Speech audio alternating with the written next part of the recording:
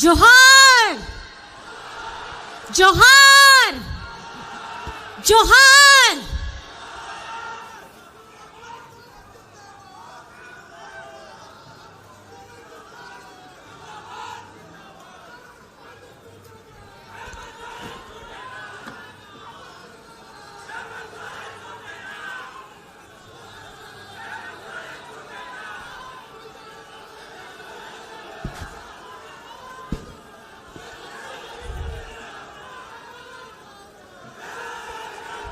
जय झारखंड, जय झारखंड। हाथ उठा के आप बोलिए जय झारखंड, जय झारखंड, जय झारखंड। आप सभी को जोहार है। अपनी बातें रखने से पहले आज मैं हेमंत सोरेन जी का पत्र लेकर के आई हूं जो उन्होंने जेल से भेजा है। सबसे पहले मैं आपसे दरख्वास्त करना चाहूंगी कि उन्होंने जो भी लिखा है आज मैं आपके सामने पढ़ने वाली हूं, क्योंकि ये सारा संदेश आप सभी के लिए, झारखंड वासियों के लिए, पूरे देशवासियों के लिए है। तो कृपया करके इसको जरूर ध्यान से सुनिएगा।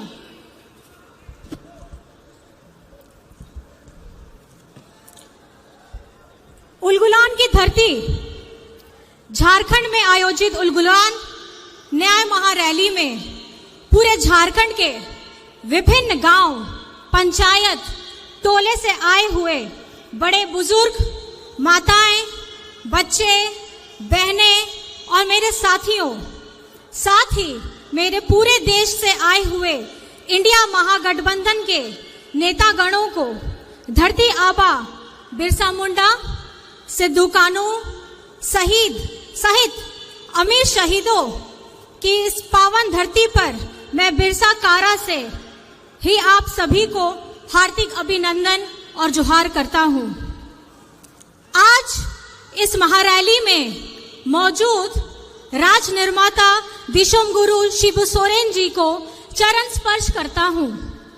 साथियों, आज झारखंड उलगुलान रैली में आपके साथ नहीं हो।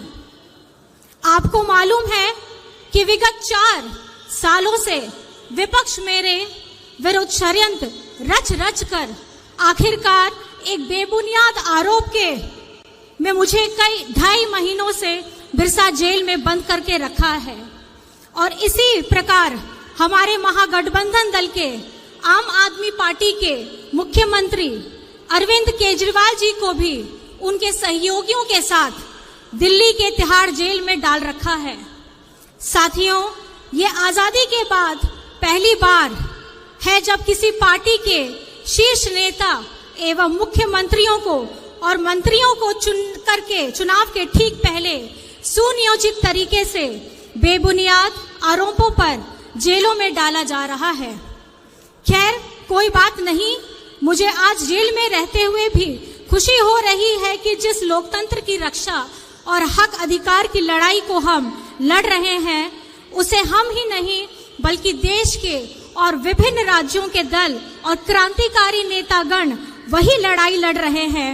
आज उलगुलान महारैली में आए क्रांतिकारी नेताओं की मौजूदगी इसका गवाह है कि आज इस उलगुलान महारैली के मंच पर आदरणीय मल्लिकार्जुन खड़गे जी, जो अभी नहीं है, राहुल गांधी जी, अखिलेश यादव जी, फारूक अब्दुल्ला जी, चंपई सोरेन जी, भगवत मान जी, तेजस्वी यादव जी, श्रीमती सुनीता केजरीवाल जी, दीपांकर भट्टाचार्य जी, संजय सिंह जी, श्रीमती प्रियंका चतुर्वेदी जी और विवेक गुप्ता जी का मैं पुनः अभिवादन करता हूं।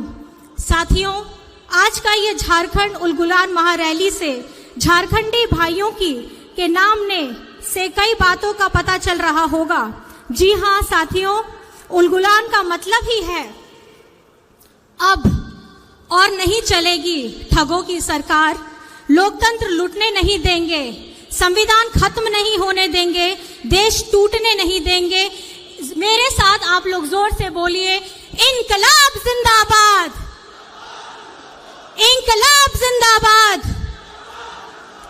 साथियों, 2024 का लोकसभा चुनाव चल रहा है। एक तरफ हम सब इंडिया महागठबंधन के लोग हैं और दूसरी तरफ पूंजीपतियों की जमात और षड्यंत्रकारी केंद्र सरकार एनडीए के लोग। साथियों, आज देश एक विषम परिस्थिति से गुजर रहा है। विगत 2014 से केंद्र में भाजपा एनडीए की सरकार चल रही है और दो बार देश की जनता ने एनडीए को सरकार बनने का मौका भी दिया। देश की सरकार का जनाधार को देश के लोगों ने दे दिया, पर पूरे देश की राज्यों की सरकार का जनाधार एनडीए को नहीं दिया। परंतु 2014 में एनडीए सरकार बनते ही पूरे देश के राज्यों में अपना कब्जा चाहते हैं। आपने सुना ही होगा विभिन्न सूचना तंत्र के माध्यम से कि गैर भाजपा सरकार राज्यों को किस तरीके से परेशान और उनके साथ सौतेला व्यवहार किया जा रहा है। कहीं सरकार गिराई जा रही है तो कहीं एमपी एमएलए खरीद फरोख्त की जा रही है। जो गैर भाजपा सरकार उनके साथ नहीं आते हैं तो इसका उदाहरण है कि आज हम जेलों से आप तक बंदी पत्रों के माध्यम से संदेश भेजना पड़ रहा है। साथियों, यह देश हमें भीख में नहीं मिली है। इस देश को पाने के लिए अनगिनत शहादत हुई है।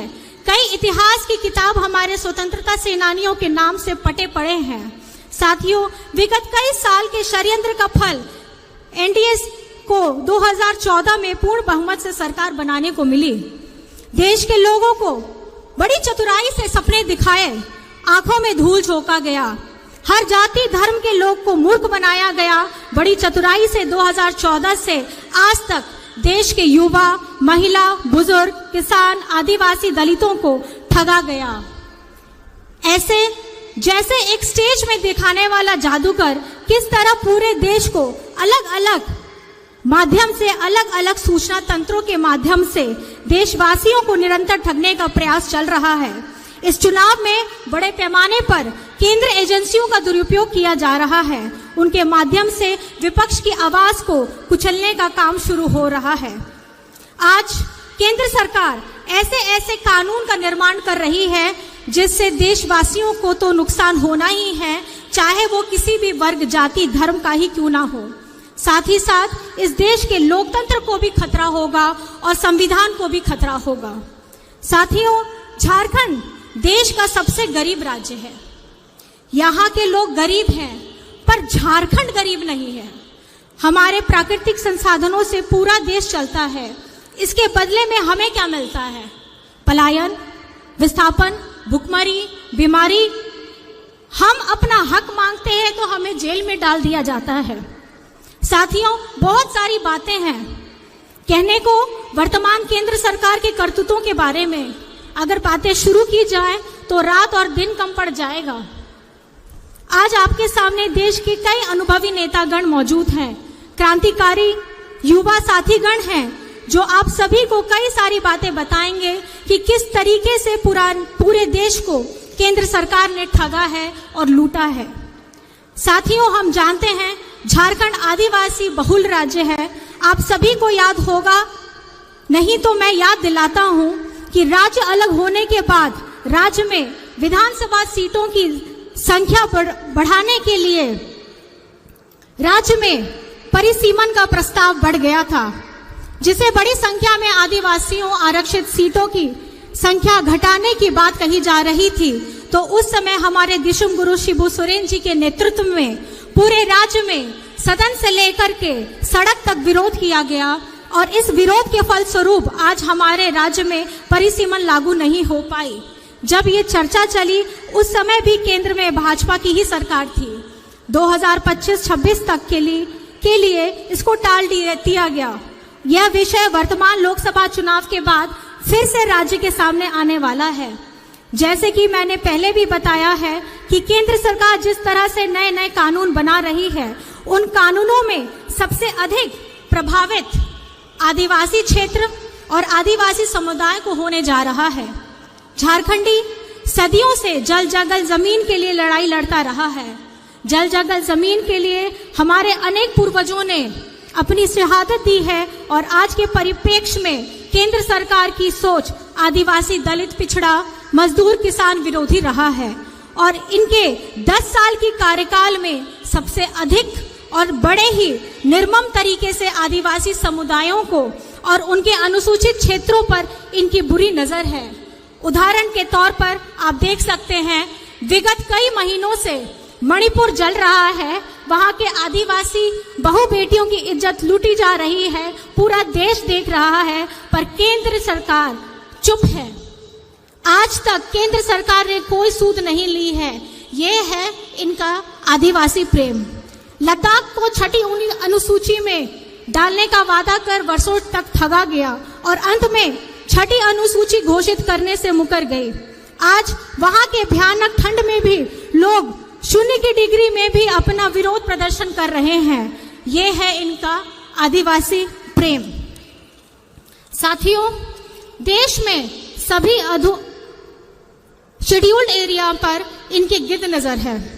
झारखंड में कई महत्वपूर्ण और संवेदनशील कानून लागू हैं, जैसे CNT act, SPT act, Wilkinson act इत्यादि। अगर NDA सरकार 2024 के चुनाव जीतती है तो राज्य और देश के आदिवासियों के ऊपर बहुत बड़ा खतरा बन जाएगा। इसलिए किसी भी कीमत पर झारखंड को बचाना है। साथियों, झारखंड में कुछ संवेदनशील मुद्दे हैं, जैसे सरना धर्म कोड राज्य में लागू किया जाना, खतियान आधारित स्थानीय और नियोजन नीति बनाना, पिछड़ों को 27% आरक्षण के लिए मार्ग प्रशस्त करना, स्थानीय भाषा और संस्कृति को पहचान दिलाने का कार्य करना इत्यादि। मैं इन विषयों पर विस्तृत में नहीं जा रहा हूं, पर यह कहना चाहूंगा कि ये सभी चीजें तभी लागू होंगी जब केंद्र की पूंजीपति और तानाशाह सरकार को केंद्र से बेदखल किया जाए। साथियों, मैं अपना यह संदेश समाप्त करने से पहले कहना चाहता हूं कि झारखंड वीरों की धरती है। हमेशा से झारखंड के मूलवासी आदिवासियों ने राज्य के हक अधिकार के लिए संघर्ष किया है, अपने संघर्षों का लोहा भी बनवाया है। झारखंड के लोग अपने हक अधिकार की लड़ाई तब तक लड़ते रहेंगे जब तक वो हासिल ना हो जाए।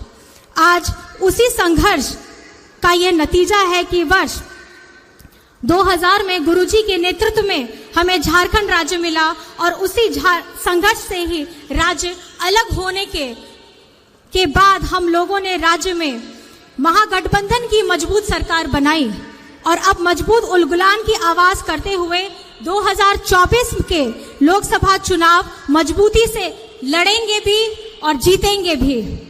जुमले वाली केंद्र सरकार की नाकामी, देश को ठगने वालों की और देश की अखंडता को तोड़ने की बातें करने वालों को इस झारखंड से भी खदेड़ा जाएगा और दिल्ली की गद्दी से भी खदेड़ा जाएगा।